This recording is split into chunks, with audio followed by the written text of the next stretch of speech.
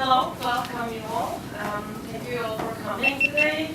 My name is Deniz Karataş. I'm the Executive Director of the Global Policy Institute. Today we are here to discuss the role of the government in education. And why are we doing this event? As you all know, Trump's victory and P4 Secretary Betsy DeVos raised the question about the federal role in education in the U.S. And once again, in the U.S., since it has long been controversial for the last 150 years, so much so that Republicans tried to dismantle the Department of Education in the 80s. For what? For a big budget cut. So apparently they couldn't be successful, and here we are discussing again a budget cut in education, in the Department of Education. So we have great experts today to discuss about the education system in the US and in other countries like Turkey, Pakistan, and Australia, and about the situation in the US, of course. So I'd like to introduce our panelists today, Ms. Sinem Vatanartaran. She is the president of the BAU International University here in Washington, D.C. She holds a doctorate degree in educational leadership and administration. While doing her master's and doctorate degrees, she was actively involved in school settings, holding different positions.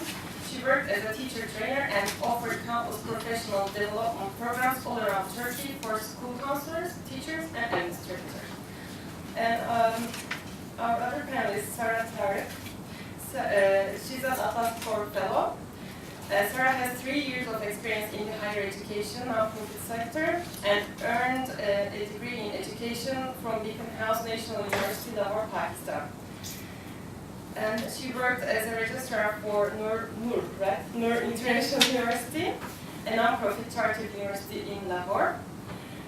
And prior to this, she was working as coordinator academics for the University of Louisville's Pakistan campus. She has also arranged, like me, 2 national public health seminars. And our Global Policy Institute's president, Paolo von Schirach. Mr. Schirach is also a professor in the MBA program at BAU International University here. He worked as a research associate at the CSIS in Washington, D.C. and as, again, senior research fellow at the Atlantic Council. He was the deputy director of the Global Security Project at Georgetown University prior to that. And our other panelist, Callum Lindsay Field. Cal has 7 years of experience in the non-profit and education sectors and earned his BA in politics and philosophy from the University of Melbourne. He is now, again, a fellow of Atlas Corps. And he used to work in Young Australians. It's a non-profit foundation. Yeah.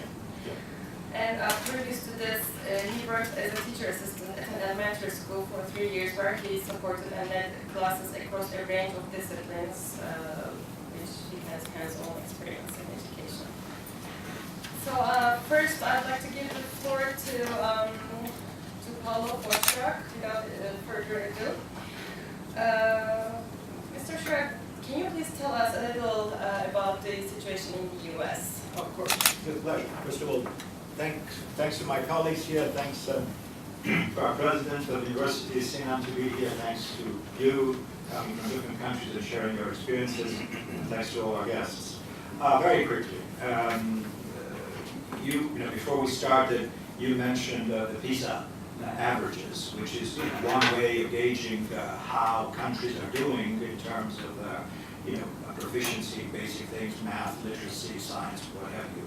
And the scores of the United States, as probably everyone around this table knows, are not horrible, but are not that great in consideration of the wealth of this country, of the resources of this country, and of the fact that the United States, if you look at it from a different perspective, is considered an island of excellence when it comes to higher education. Simply when you look at the top universities in the world, many of them happen to be, most of them in fact happen to be American. So why this disconnect between top universities, centers of excellence, and an average, which is somewhat, discomforting. And here's the thing, Denise mentioned attempts to shut down the Department of Education. Guess what? We lived for 200 years without a Department of Education. Why? The Department of Education was created by President Jimmy Carter in 1979. And at that time it was very controversial, simply because education in the United States is a state and local responsibility. Never has been a federal responsibility. Unlike Europe, other countries, there is no Ministry of Education that sets curriculum, this, that, and where indeed in many countries, including, I was born in Italy, I did through my whole basic education, including university up to my doctorate, it's all run by the state. Each teacher is a state employee. And this is kind of not an uncommon situation in other countries, France, Germany, many others, etc. So, what is the situation here in the United States? Having said that, and considering that there's been political opposition to the creation first and keeping the Department of Education. By the way, budget cuts would mean nothing because the cost of the Department of Education in relation to the overall federal budget is almost nothing. What does the Department of Education do? Very little. It provides some support functions. It gives some money to schools around the United States that comply with certain guidance and other things. So in other words, the role of the Department of Education is setting the agenda, setting standards, and in particular paying for education is minimal. So that said, what is really going on? And I'm trying to make it very quick. In the United States now, where you're born, the zip code where you're born is probably the highest, the best predictor of where you will end up in life. And this is such a tragedy for the United States of America, because it really means that if you are in a poor area, poor town, or in a poor part of town, you probably have, affected personally by very negative socioeconomic dynamics, and most likely you attend or should attend a mediocre or failing school. And therefore, if that's all you've got, and your school choice is that, if you are in a very poor neighborhood, most likely you will grow up poor and uneducated. That's the reality of the United States, which is a sad reality. Let me just stress it even further. The new segregation in the United States, which is an unwritten segregation, it's not decreed by law, is access or lack of access to quality of education. It is, at this point of view, I don't know how many studies that indicate that children who are born in poor parts of town and who don't have access to quality education don't have a chance. Especially in this world, skills, knowledge economy, hyper-competitiveness, and blah, blah, blah. If you leave high school being essentially functionally illiterate, and this is the case for millions of literate, especially minority kids, you don't have a chance. So the question is, how did that happen? How did we allow this to happen? Well, I don't think it's deliberate. I don't think anybody planned it this way. The reality is that because of the way in which school systems are organized, and also because of the overwhelming role of teachers' unions in the United States, and I'm referring here, for those of you who are not familiar with our system, to the NEA and the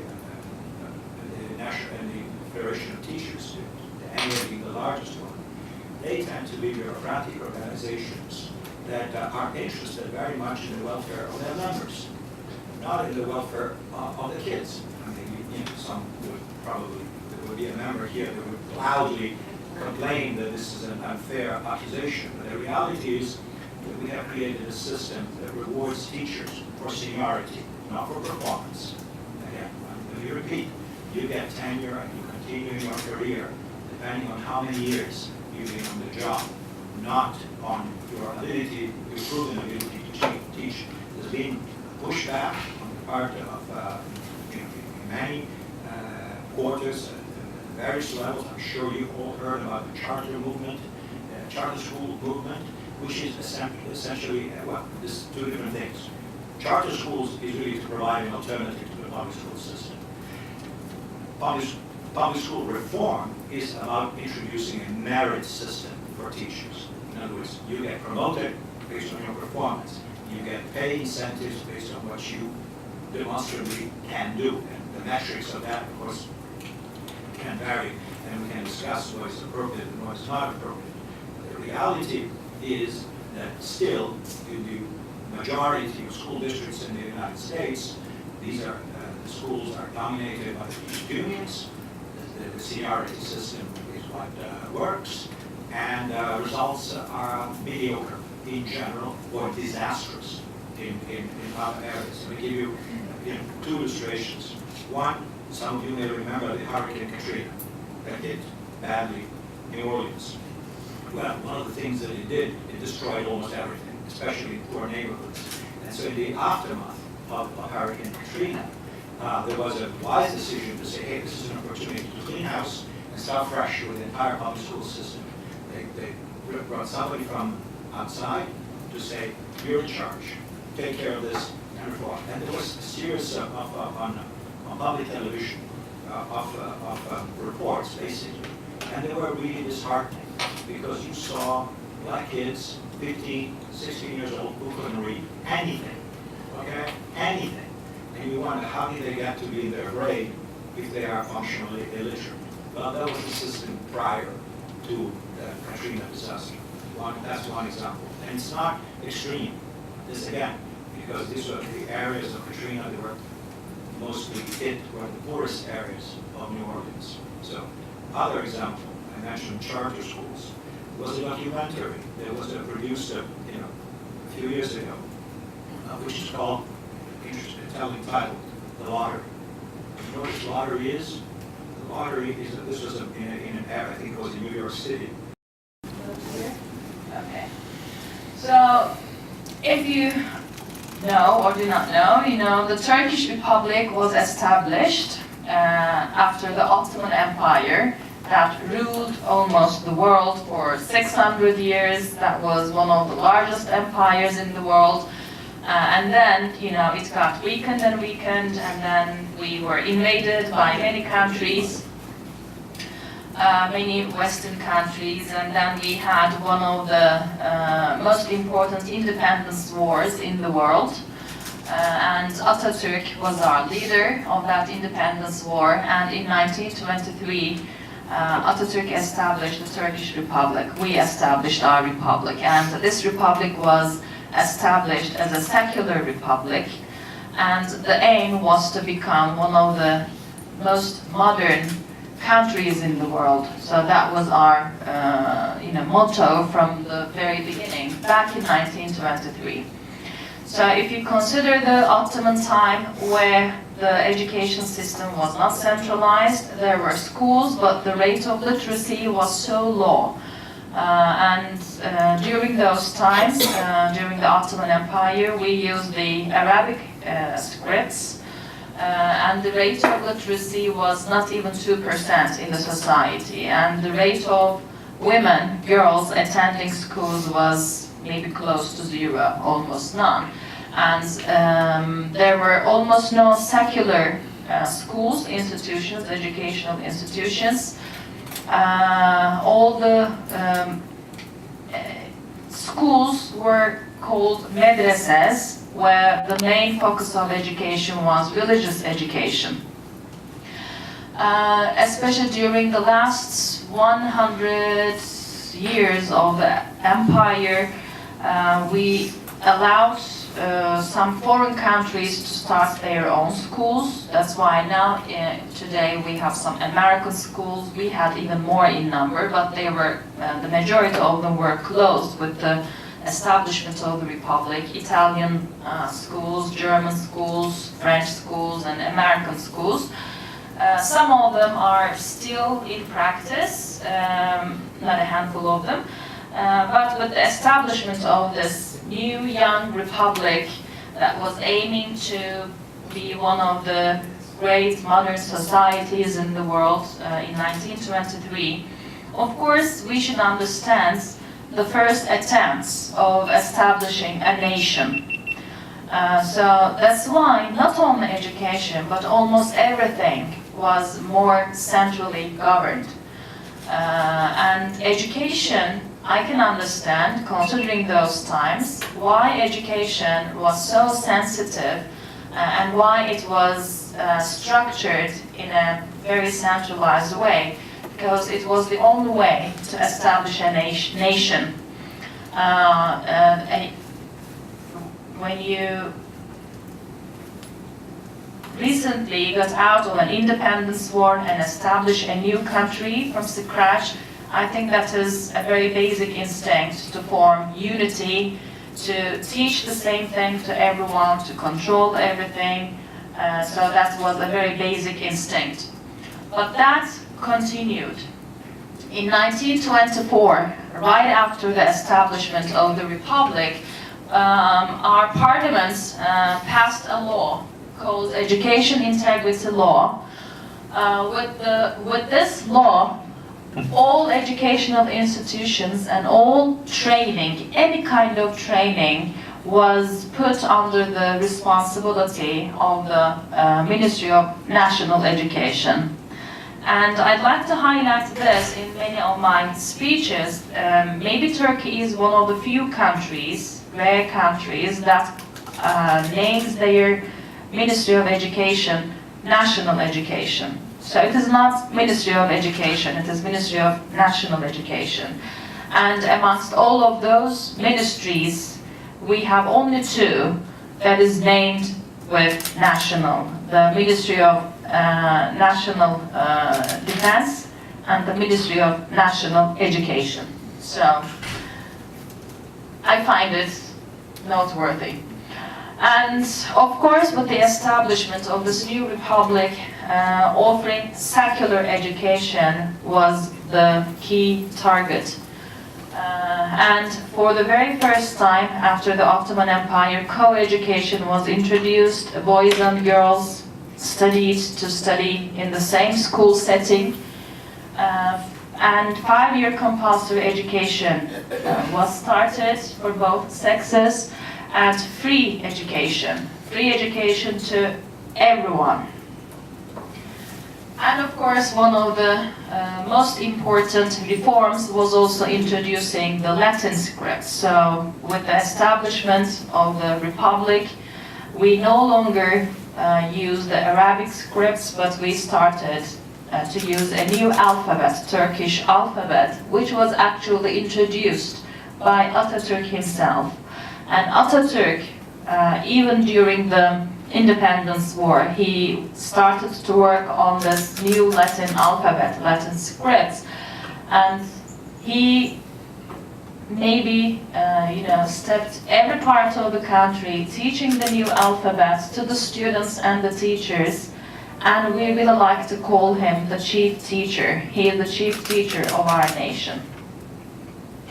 And he gave a lot of importance to teachers because he believed that the new nation would be built by the teachers, with the help of the teachers.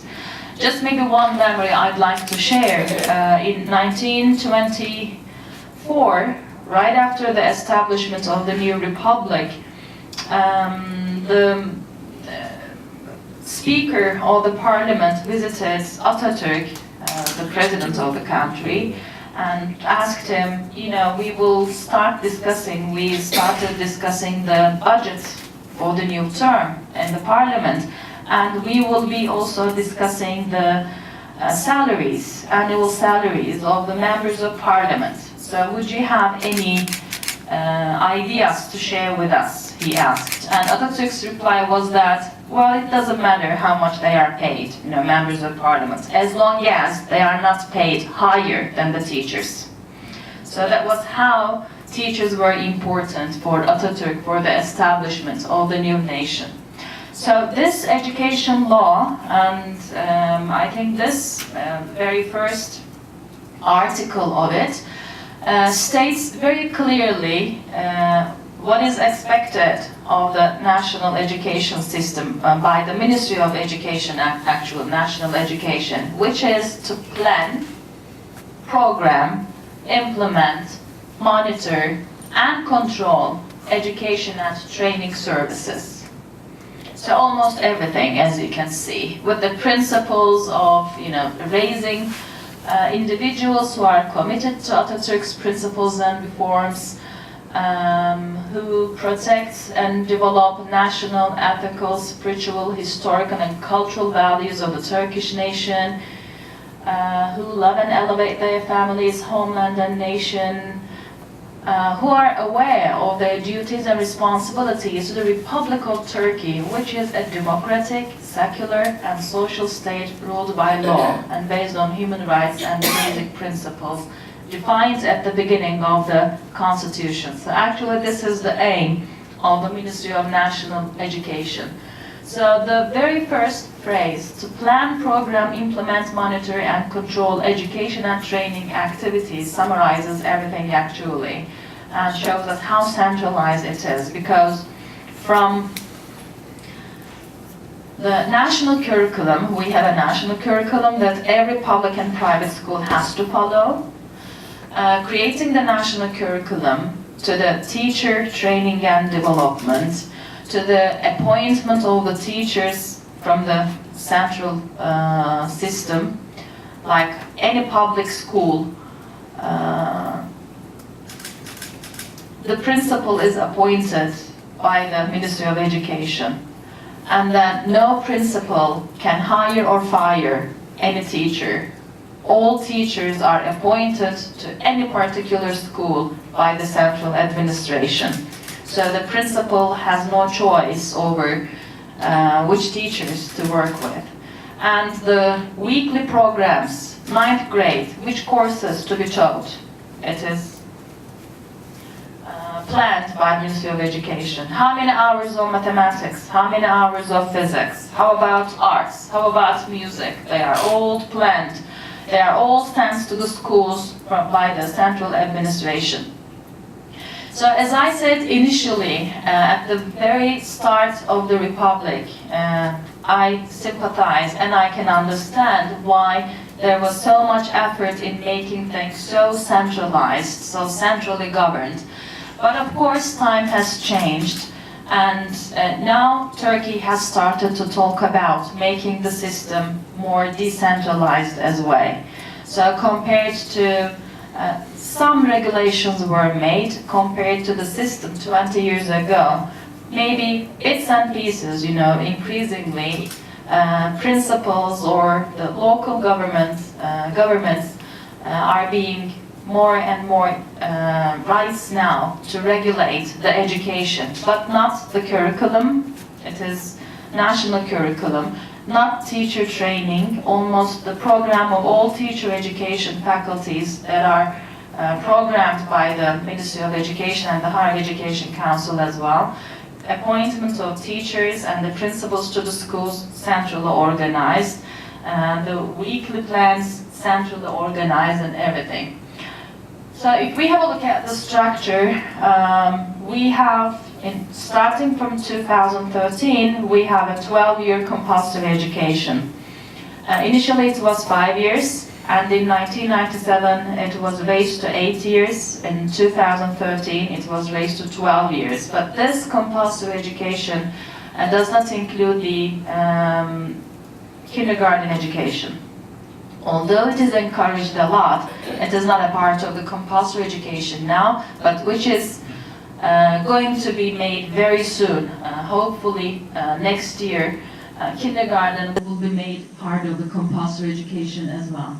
Then we have an 8 years of primary education, another 4 years of secondary education, so altogether 12 years of compulsory education. And we do have both general and vocational technical education at the level of secondary education, and then we have the higher education. In the system, from K through 12, we have around 18 million students. The population of the country is almost 80 million. And we have around 1 million teachers. Over 980,000 teachers are in the system. So the budget, as everything is done centrally, so is the budget prepared centrally.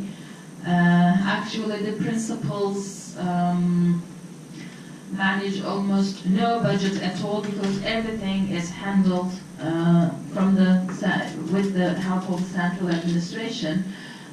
Infrastructure, all the school constructions, everything is planned by the Ministry of Education, and then the furnishings of the school by the Ministry of Education. Some alternative financing is done through donations, but again, even if you want to donate, it is planned by the Ministry of Education. If you want to build a school, for example, and donate it to the Ministry of Education, you need to plan everything in detail with the Ministry of Education. But there is a good side of this central planning as well, because offering access to almost everyone is one of the key objectives of the Ministry of Education. Like free education to everyone, so it should include everyone. So that's why, especially in rural areas, the Ministry of Education started to carry students with buses, free transportation, and they carry them to the nearest school. So all of such reforms helped us to increase the rate of literacy or schooling to almost 96%. So expansion of educational infrastructure and additional support for economically disadvantaged children through free school books. This is another thing that is done centrally. All of the books in grades 1 through 8, they are prepared by the Ministry of Education, they are printed by them, and they are given to the students free on their first day of the school. They have all their books ready on their desks. So on the one hand, being so much centralized brings some, maybe limitations, but on the other hand, it also brings some positive outcomes, especially when you consider the economically disadvantaged students. So the budget is centralized, as I said, and for the very first time in 2015, the voucher system was introduced because, there is a lot of burden on the public side of education because all the financing is done almost by the public. Rate of private schooling is, until 2 years ago, it was around 4.8%, but with the introduction of this voucher system, it increased to 13% now. Low rate of privatization in education. The expenditure on education institutions in Turkey comes mainly from public resources. The total public expenditure is a bit, is almost the same, a bit below than the OECD average, but we spend more at the tertiary level, which is suggested to be done just on the contrary by many economists, that actually the majority of the expenditure should be spent either on both on kindergarten education and on PhD level of education, because those two levels of education would contribute more to the society in general, to the development of society in general, whereas all the other levels of education contributes more, benefits more to the individual himself. But in our case, we spend a lot on the tertiary level of education, and introducing the compulsory education at the kindergarten level, I guess, would help to increase the expenditure on the kindergarten level as well. So just as a snapshot, I wanted to share this much, but I would like to share more. If you have questions, then I can give more information. And now let's learn some more about Australia's system, and then we'll go to Pakistan. Great. Well, thank you so much for inviting us here at ROI. So thank you to the Global Policy Institute and the BAU for having us. Paolo and Sina, that was an amazing introduction. Education policy is my passion. It's great to hear that sort of overview. And I'm really keen to sort of further discuss the differences between our systems and what we can learn from each other. So I thought I would start by giving a broad overview of the Australian system. Some of you might be aware of some of the details, and then we can sort of discuss some of the elements of it later. But I want to give a bit of a context of where Australia sits now, the problems we face, and then some suggestions of where I hope the country is moving into the future as well, considering our role in the world.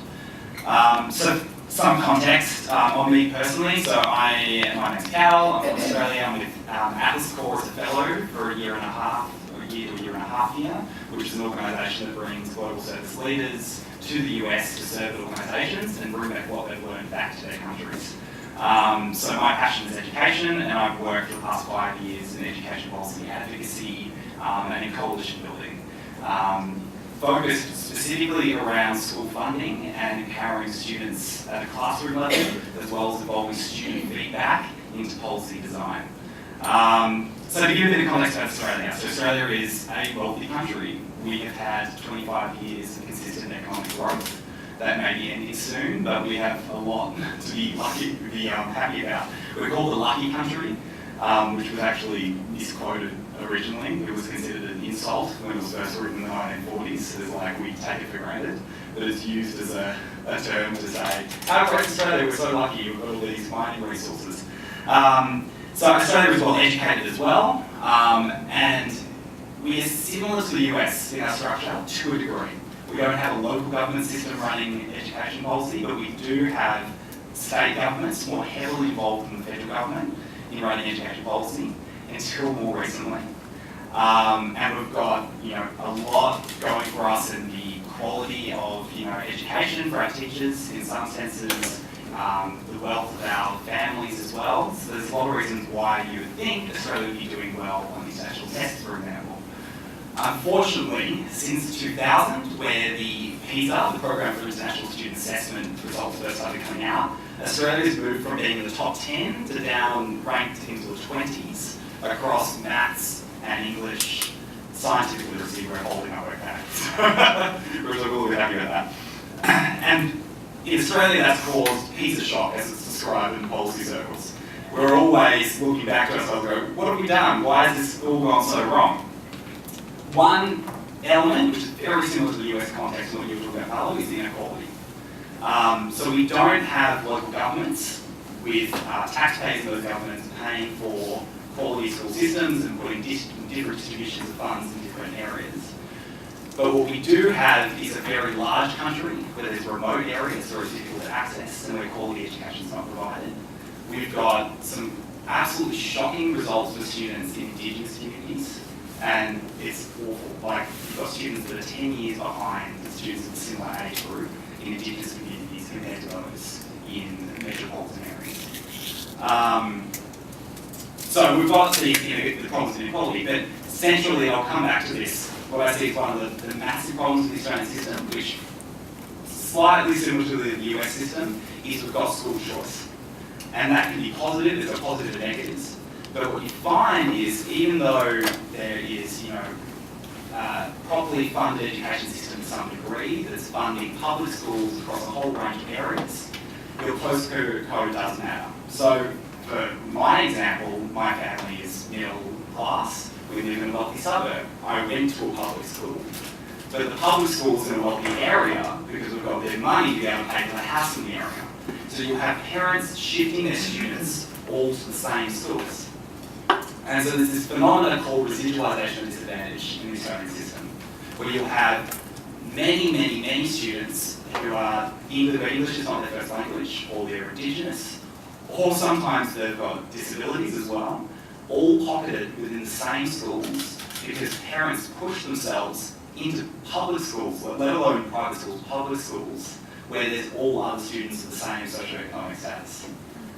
What that means is you end up having classrooms with teachers walking into where they've got multiple students with multiple forms of disadvantage. There's classroom behaviour is a real issue in those classrooms, but also if you're dealing with students with disability, that's a difficult, complex task as a teacher to be able to cover, and you have to deal with that at the same time. So inequality is a huge problem within Australia. And the other major problem is actually the size of the classrooms to a degree and the preparation of teachers for those classrooms. So our major education policy think tanks in Australia, like the Australian Council for Educational Research, has found that in Australian student results, it's actually the top performing students that are lagging behind. So they're just sitting in class, not being pushed, not sort of improving their results. And that's one of the explanations of why we've moved so far backwards in these national rankings. The reason that we think that that's happening is because teachers are being taught to teach to the middle competency level of the classroom. So if you've got a classroom of 25 students, and you've got students that are much lower in their ability and students that are much higher, you're talking to the middle group as a way of trying to keep everyone up to the same standard. And so it's this institutionalised model that many countries have adopted, where you start in grade 1, you learn the grade 1 curriculum, you move to grade 2, you learn the grade 2 curriculum. Students, regardless of their competency level, are moving up, and they're being taught at this same level across.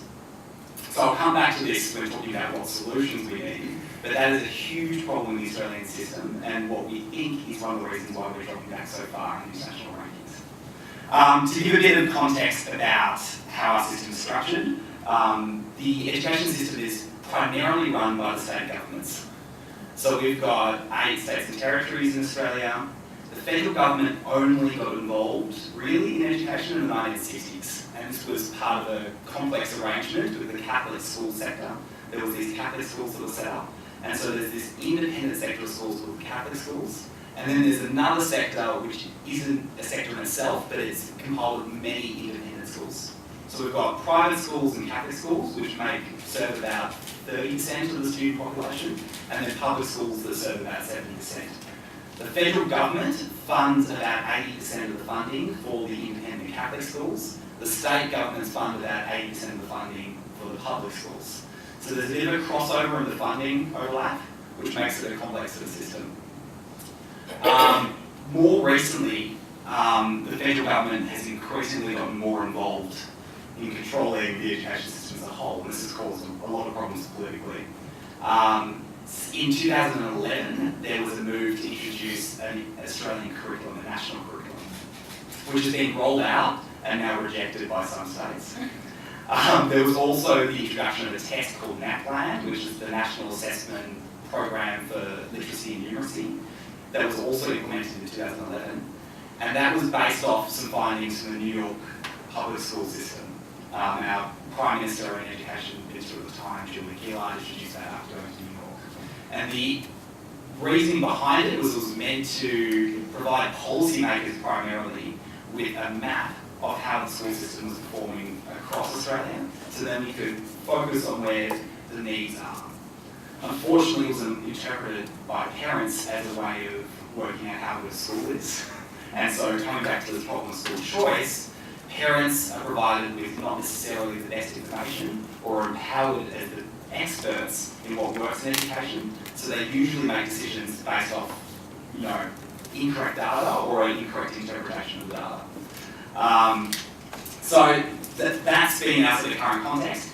More recently, with the Conservative government that came in their attempt to roll back everything that the Labor government from the left wing put in place in 2011, have tried to simplify the Australian curriculum. Because what was found, and I'm actually quite glad this thing was discovered, was that the Australian curriculum was too complex. So for a teacher in a classroom, you get this overloaded curriculum where you've got a very dense historical curriculum that is a battle between politicians and has no involvement of teachers.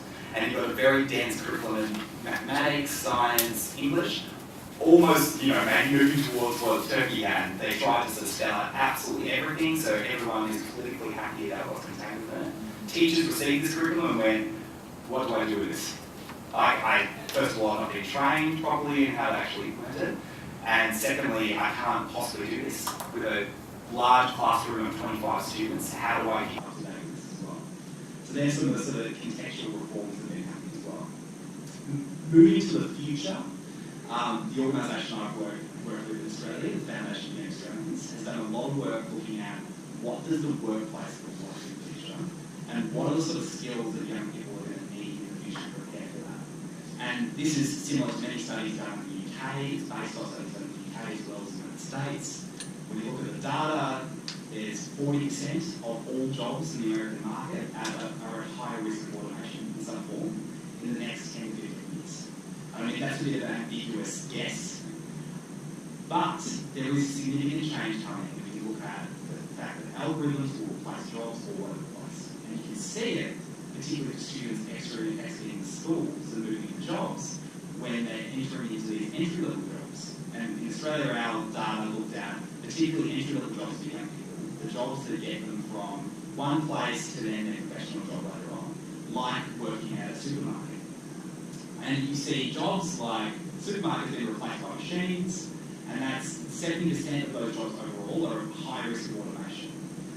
So, and then looking at, what kind of jobs are affected, and then potentially what type of jobs will be left over at the end, you can see that those heavy jobs that are heavy in process, that involve not much sort of like fine dexterous movement of hands, not much sort of intellectual thought or much,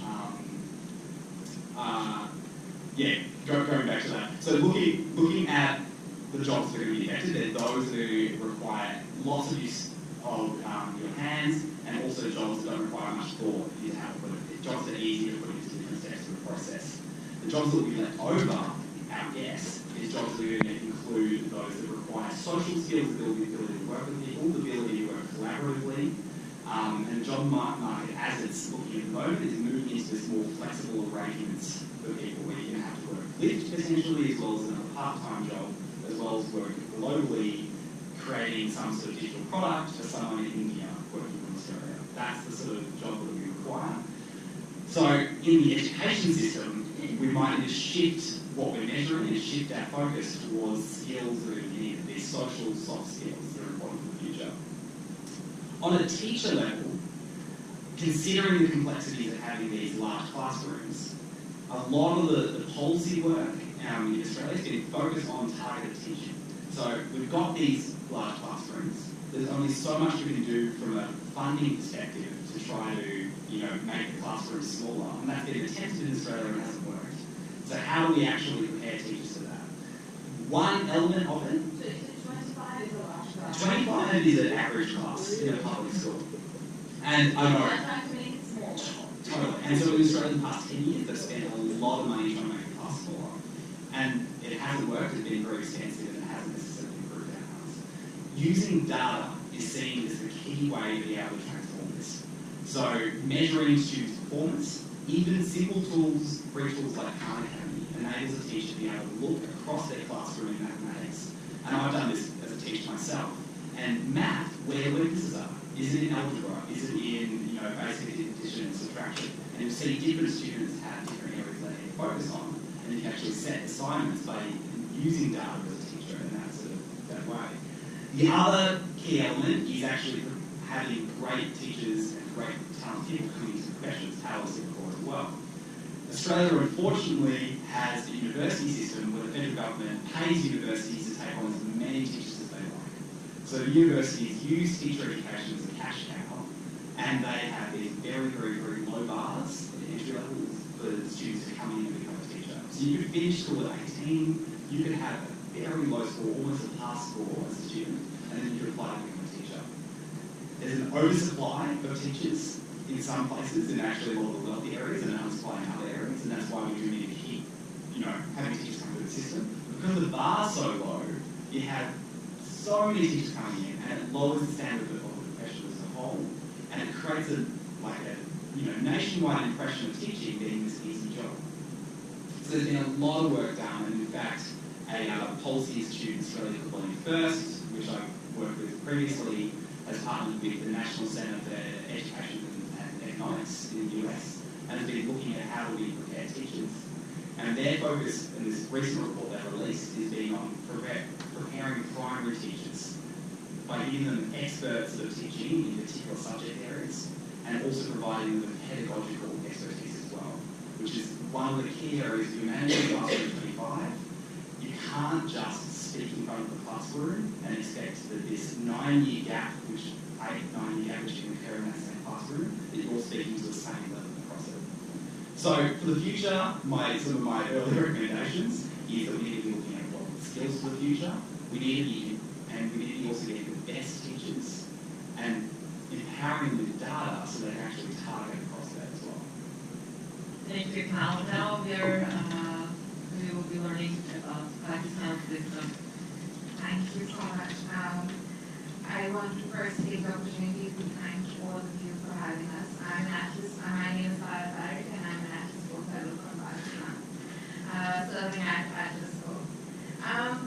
Interestingly, it's been such an interesting discussion so far, and I'm going to be taking a lot of your discussion, particularly when you began your discussion saying that, in the U.S., zip code defines where you would end up in life.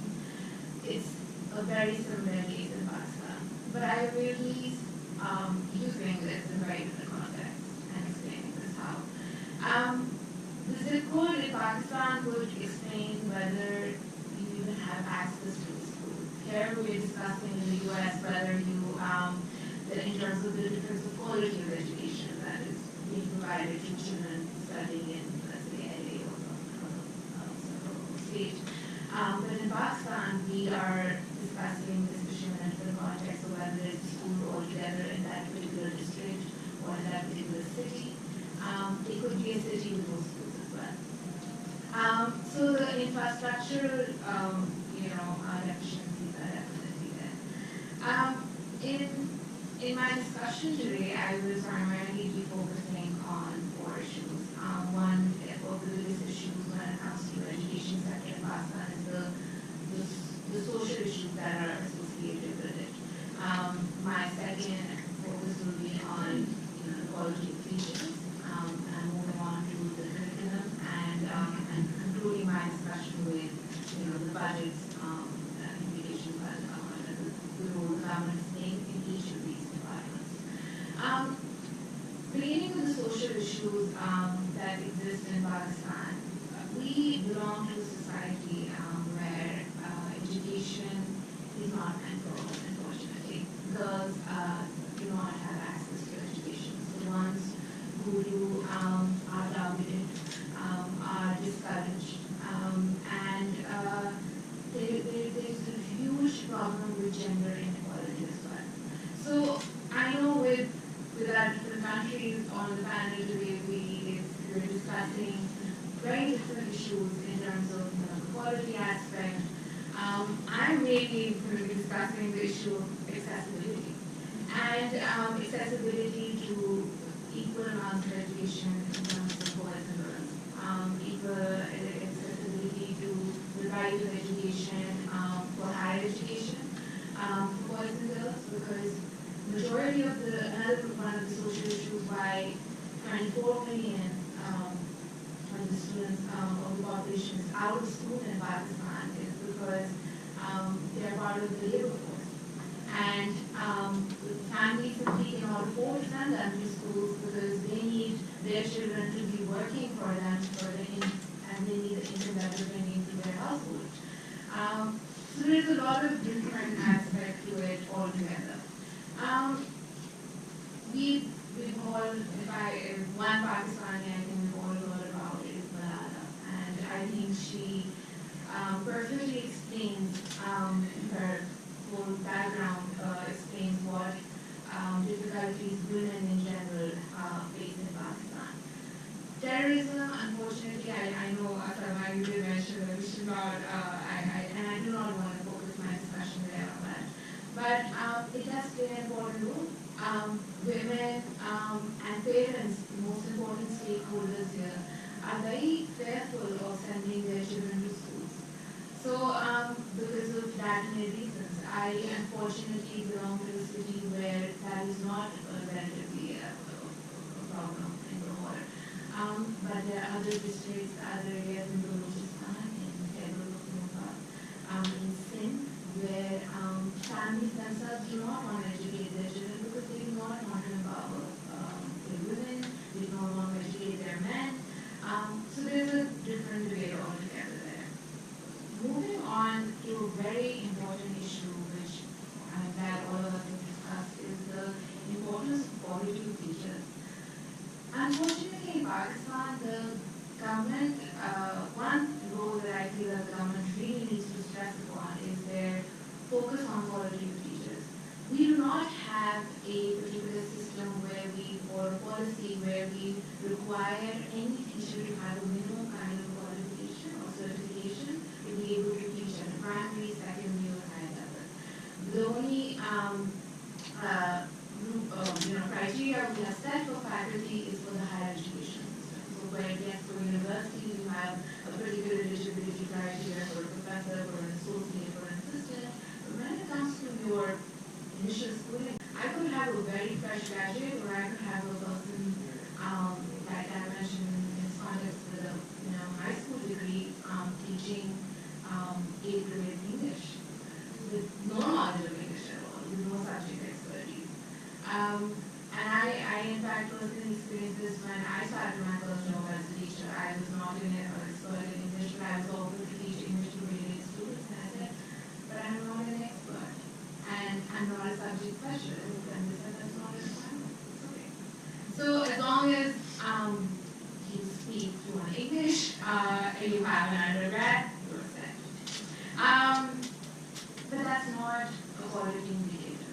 That shouldn't be a quality indicator. That shouldn't be eligibility criteria for teachers.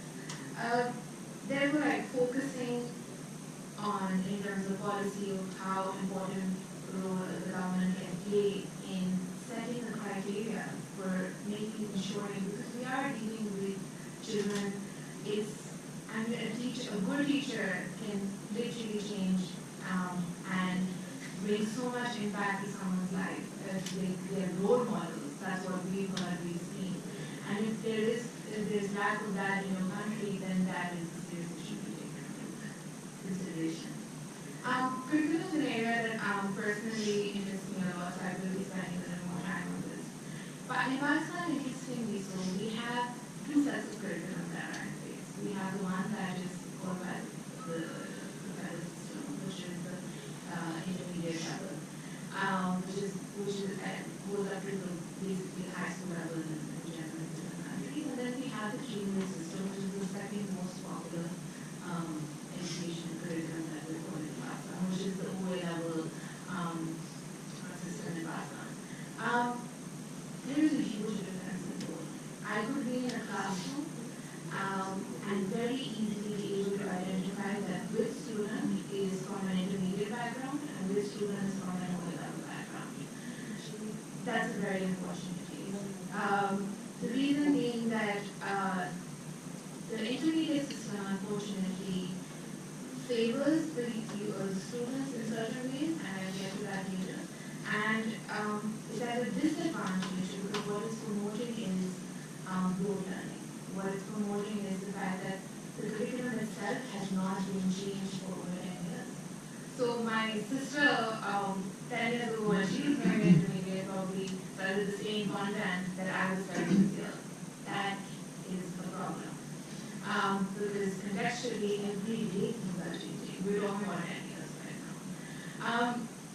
But when it comes to the Cambridge system, what the advantage that we have there is that we're promoting the concept of conceptual thinking. It's a more globalized, globally accepted system.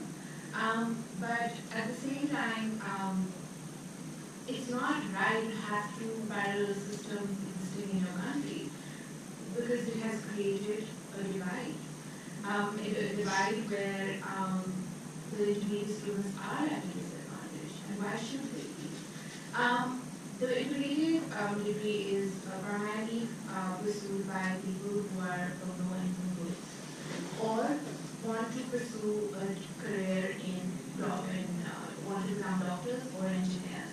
The reason why I'm giving this example is that when it comes to equivalencies of high school grades, so a student who's done their intermediate level in Pakistan will be at a better advantage if they want to pursue a degree or if they want to become a doctor or an engineer, or especially through when they've done a Cambridge degree. So they get higher marks because the government supports that. But that's at a disadvantage to someone for a student who's pursued their core level.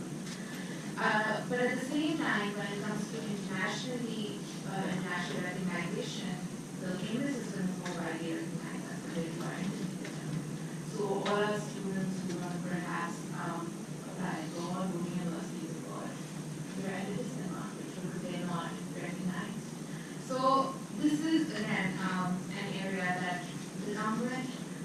terms of its role has not been very effectively able to play. I think I'll obviously get to the solution later, but one of the key areas that needs to be looked upon is ensuring that there is quality of education being provided in terms of curriculum and there is access of it. Like I said in the beginning of my discussion, our prime focus is that there are access schools altogether. And this is my second area that, what quality of education is being provided, what's the curriculum, what's the content being taught. So here, in terms of, the discussions that we put forward were in terms of that, whether there needs to be conceptual thinking. What my discussion is that, there needs to be one standardized system altogether. The private sector and the public sector work hand in hand in Pakistan. So the private sector has taken education as a business model. The reason being that it's a great revenue generation model in Pakistan. And they have access to better teachers because they can pay better. They have access to relatively, and on this side, better teachers, it's just that on profile they see better. But that has created this uproar, right, you mentioned, amongst the community, because it's not like they do not want, the ones who are sending their children to school, they do not want them to have good access to education, but we see the gap, and we see the difference that their child who's pursuing, who's going to the public schools and who's doing an intermediate degree, has with someone who's going to the private sector, and is pursuing an English degree. So, I mean, the divide is immense. In terms of, I will say that the current government in place has definitely increased their allocation of budget to education, which is a great fact, which is definitely something that we all need to be happy about. But at the same time, is the utilization of that budget. What do we plan to do with it? That we need to focus on. Is the focus on, which I know for a certain province was that, build as many schools as possible. So I might have, but that could also mean that I might have 50 schools in Karachi, which already has 100 schools. And I'm not giving accessibility to spending that money in areas where there is not even one school. So would my focus be on developing schools in areas where there are no schools, or developing more schools in areas where there are schools that exist but are not being utilized to their full potential? So these are very interesting areas that we obviously raise a lot more questions as well. I will, we feel that, we're still way behind in terms of the millennium goals and in terms of even the amount of budget that needs to be allocated. But I still feel that if we as citizens of that country do not take the responsibility and the ownership of making our country better, things are not going to change.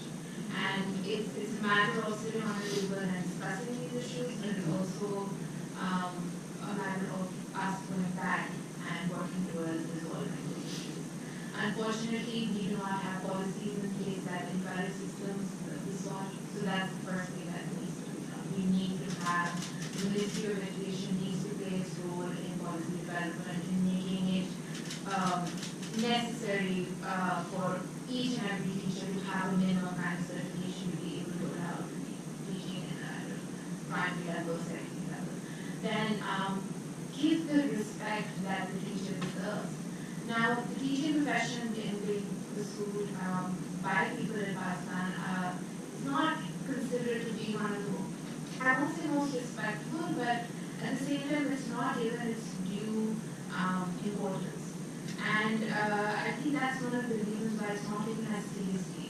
So, majority of the people who pursue a career in education are people who are not good at anything. So, might as well just, become a teacher. In case for my, monthly rent, I might as well, I could have balance with family, because, I could look after my kids, for most women, and then, also money. Also, the private sector does give incentives to teachers who have children that, they, in terms of their fee structure, so they, if they have their towards tuition and enrolled in the same school that they're teaching at, they incentivize them in terms of the fee that they will pay. But at the same time, these are very, all topics are very broad and we could go on and on discussing them. And I'd be very happy to take further questions later on. But I would like to close my debate here that, there's so much that I've learned from our discussion here from the U.S. context, and I was pleasantly surprised in terms of how much similarity we have in terms of the core issues that we're facing. Obviously, when it comes to budgets and everything, and infrastructure is more different story altogether. But I'm sure we can learn from each other's experiences, and I guess that's what we're here for. So thank you. Thank you, Simon. So as far as I see here, we all have common problems with these 4 countries, and I'm sure that other countries have all these problems too. We are with the curriculum and teacher quality and with decentralization. And so what I want to know is, while we're preparing your own questions, we are going to be getting your questions as well. I have one question for all of you. So we all focus on the problems here. So what works best for these countries, starting with the U.S.? Thank you. That's an easy one. No problem. Look, here's the thing. As I said, there are so many people. We got into this bad situation over time. Again, not to digress too much, but there was a time in which the United States had probably the best secondary system in the world, and in which the public school system was an induction system for all immigrants. In other words, this was the school of American citizenship. The immigrants would arrive here, many of them speaking not a word of English, right? Remember that. It's still today the case. But in the age of the time, especially the turn of the 19th and 20th century, was the age of mass migration, especially from Europe, Southern Europe, Italians, Greeks, Poles, and what have you, Russians. And they were funneled into the public education school, which retained education, but also civics, and, learn how to be an American. So that provided all these services. Today, as I said, the fundamental problem, in my opinion, if I have to choose one, is teachers' equals. Not because I'm an anti-union person, but because traditionally, the American Federation of Teachers, and mostly the NEA, National Education Association, have performed sort of rear-guard battles, constantly fighting against change, and fighting against innovation, and in particular, fighting against a system that would reward merit as opposed to seniority, which again is typical of bureaucratic organizations. I'm not saying that everybody who belongs to the unions are bad teachers, that would be clearly an overstatement, but it is demonstrably true that there is resistance to change. To the extent that we could liberalize the system, and again, the charter school phenomenon is a way to get around the unions, because that's what it is. It's not a real reform. It is forcing reform by creating competition. That's what it is, with mixed results, as I said. So can it be a solution? Charter school system? Well, it's proven to be an improvement overall. With I said it's garbage, but it's proven to be simply but fiercely opposed by the unions, who think it's a way to steal money away from public schools. And the same thing with the voucher system. I didn't get into that practically. In other words, the voucher school system means you give parents money that would be sort of the equivalent to the cost of the education of the kids, and say, okay, this is the money, you choose. Okay? And the teachers' union say, no, this is a bad system because the money goes into bad places. So this has become, unfortunately, mostly a political debate, where the interest of the children is kind of a secondary issue. And here, I don't know exactly how it's going to be sorted out. It is sad that we are at this level in this country because obviously we have a lot of wealth, but it's simply badly applied. One positive thing, maybe we have well here. That, yeah, we have wealth, and that's a good thing, but it's not properly. Let me stress this point. In many countries, and you mentioned Pakistan, maybe it's the same thing about Turkey, resources is an issue. In other words, that your academic results are to some extent, large extent dependent on how much money you spend. Well, here in DC, not to go too far from where we are, we used to have the wonderful, I would say, achievement of having the highest cost per pupil in America and one of the lowest academic achievements. So that proves the point that money is not the issue, it's how the money is spent. Not always and not everywhere, but in many instances that's not the critical variable. The critical variable is, and I echo a little bit what you were saying before about Australia, is encouraging quality people to get into the teaching business, reward them financially and in terms of status within society, make this an honorable profession as opposed to, I couldn't do anything else, so I went into teaching, which I think is something I heard already from my fellow discussants here. So is that something that is possible? Yes, what is really unfortunate is that the first major warning on the failures of the U.S. public education system came in 1983, a landmark report called The Nation at Risk, which tells us something, right? Now here we are, 4 years later, we're still there. This is unconscionable. I really don't understand how we don't manage to go beyond the enunciation of the problem and be a bit more constructive in changing it. Again, teacher unions and encouraging the teaching profession to be of high quality would be a way to make things better. So, Dr. Osmarjo, what is working best in Turkey's education system? What is the one thing that is okay?